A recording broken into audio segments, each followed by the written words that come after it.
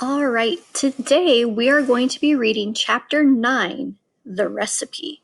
Now, today is going to be a little different as I am not going to have questions on a PowerPoint that you guys will answer. What you're going to notice is that during this time while I am reading, you're going to notice that the video will pause and then it will ask you to answer a question. So you won't be able to skip through the video. You will actually have to watch it and then answer the question. It'll be graded right away, and then you guys will be able to see how you did with your comprehension. So instead of you guys having to type out your answers to this, it will be asking you specific questions, and it will pause and then insert the question there. So we are going to get started with the recipe. I hope you haven't forgotten that while all this was going on, I was still stuck behind the screen on my hands and knees with one eye glued to the crack. I don't know how long I had been there, but it seemed like forever. The worst part of it was not being allowed to cough or make a sound and knowing that if I did, I was as good as dead. And all the way through, I was living in constant terror that one of the witches in the back row was going to get a whiff of my presence through those special nose holes of hers. My only hope, as I saw it, was the fact that I hadn't washed 4 days. That and the never-ending excitement and clapping and shouting that was going on in the room. The witches were thinking of nothing except the Grand High Witch up there on the platform and her great plan for wiping out all the children of England. They certainly weren't sniffing around for a child in the room. In their wildest dreams, if witches have dreams, that would never have occurred to any of them. I kept still and I prayed. The Grand High Witch's dreadful gloating song was over now, and the audience was clapping madly and shouting, "Brilliant, sensational, marvelous, you are a genius, oh brainy one.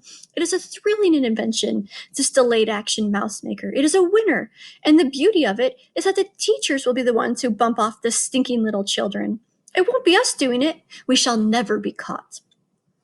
"Witches are never caught," snapped the Grand High Witch. "Attention now. I want everybody's attention, for I'm about to be telling you what you must do to prepare Formula 86 Delayed Action Mouse Maker." Suddenly there came a great gasp from the audience.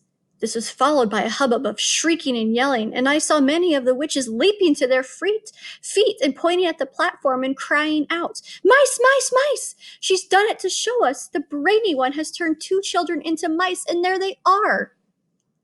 I looked toward the platform. The mice were there all right, 2 of them, running around near the Grand High Witch's skirts. But these were not field mice, or house mice, or wood mice, or harvest mice.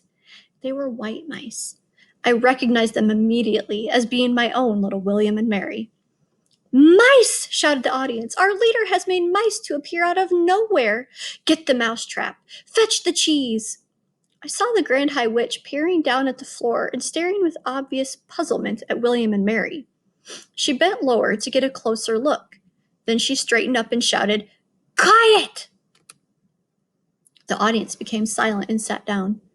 "These mice are nothing to do with me," she shouted.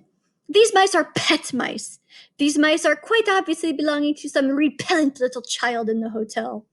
A boy it will be for a certainty, because girls are not keeping pet mice."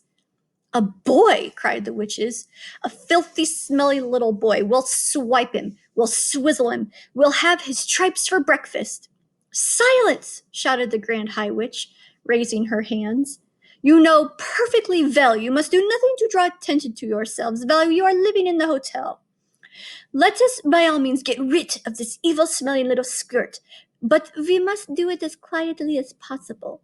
For are we not all of us the most respectable ladies of the Royal Society for the Prevention of Cruelty to Children?" "What do you suggest then, O brainy one?" they cried out. "How shall we dispose of this small pile of filth?" They are talking about me, I thought. These females are actually talking about how to kill me. I began to sweat. "Whoever he is not important," announced the Grand High Witch. "Leave him to me. I shall smell him out and turn him into a mackerel and have him dished up for supper." "Bravo!" cried the witches. "Cut off his head and chop off his tail and fry him in hot butter." You can imagine that none of this was making me feel very comfortable. William and Mary were still running around on the platform, and I saw the Grand High Witch aim a swift running kick at William. She caught him right on the point of her toe and sent him flying. She did the same to Mary. Her aim was extraordinary. She would have made a great football player. Both mice crashed against the wall, and for a few moments they lay stunned. Then they got to their feet and scampered away. Attention again! The Grand High Witch was kneeling. Oh, whoops-a-daisy. Silly Mrs. Miller. Okay, here we go. The Grand High Witch was shouting, I will now give you the recipe for concocting Formula 86 delayed action mouse maker. Get out pencils and paper. Handbags were opened all over the room and notebooks were fished out. Give us the recipe, oh brainy one, cried the audience impatiently. Tell us the secret. First, said the Grand High Witch, I had to find something that would cause the children to become very small very quickly. And what was that? Cried the audience. That part was simple, said the Grand High Witch. All you have to do if you are wishing to make a child very small is to look at him through the wrong end of a telescope. She's a wonder, cried the audience. Who else would have thought of a thing like that? So you take the wrong end of a telescope, continued the Grand High Witch, and you boil it until it gets soft. How long does that take? They asked her. 21 hours of boiling, answered the Grand High Witch. And while this is going on, you take exactly 45 brown mouse, and you chop off their tails with a carving knife, and you fry the tails in hair oil until they are nice and crisp. What do we do with all those mice who have had their tails chopped off? Asked the audience. You simmer them in frog juice for 1 hour, came the answer. But listen to me. So far, I've only given you the easy part of this recipe.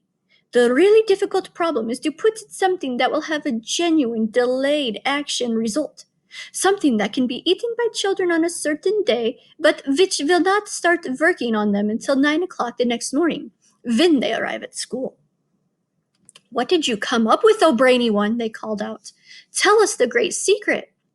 The secret, announced the Grand High Witch triumphantly, is an alarm clock. An alarm clock, they cried. It's a stroke of genius. Of course it is, said the Grand High Witch. You can set the 24-hour alarm clock today, and at exactly 9 o'clock tomorrow it will go off. But we will need 5 million alarm clocks, cried the audience. We will need one for each child. Idiots, shouted the Grand High Witch. If you are wanting a steak, you do not cook the whole cow.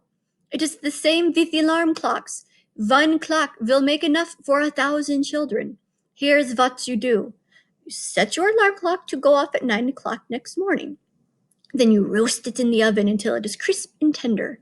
Are you writing this down? We are, your grandness, we are, they cried. Next, said the Grand High Witch, you take your boiled telescope and your fried mouse tails and your cooked mice and your roasted alarm clock, and all together you put them into the mixer. Then you mix them at full speed. This will give you a nice thick paste. While the mixer is still mixing, you must add to it the yolk of 1 Gruntel's egg. A Gruntel's egg, cried the audience. We shall do that. Underneath all the clamor that was going on, I heard one witch in the back row say to her neighbor, I'm getting a bit old to go bird's nesting. Those ruddy Gruntels always nest very high up. So you mix in the egg, the Grand High Witch went on. In one after the other, you also mix in the following items. The claw of a crab cruncher, the beak of a blabbersnitch, the snout of a grobblesquirt, and the tongue of a cat springer. I trust you are not having any trouble finding those. None at all, they cried out. We will spear the blabbersnitch and trap the crab cruncher and shoot the gobblesquirt and catch the cat springer in his burrow. Excellent, said the Grand High Witch. When you have mixed everything together in the mixer, you will have a most marvelous looking green liquid. Put 1 drop, just 1 titty droplet of this liquid into a chocolate or a sweet, and at 9 o'clock the next morning, the child who ate it will turn into a mouse in 26 seconds. But one word of warning, never increase the dose. Never put more than 1 drop into each sweet or chocolate. and never give more than 1 sweet or chocolate to each child. An overdose of delayed action mouse maker will mess up the timing of the alarm clock and cause the child to turn into a mouse too early. A large overdose might even have an instant effect, and you wouldn't want that, would you? You wouldn't want the children turning into mice right there in your sweet shops. That would give the game away. So be very careful. Do not overdose.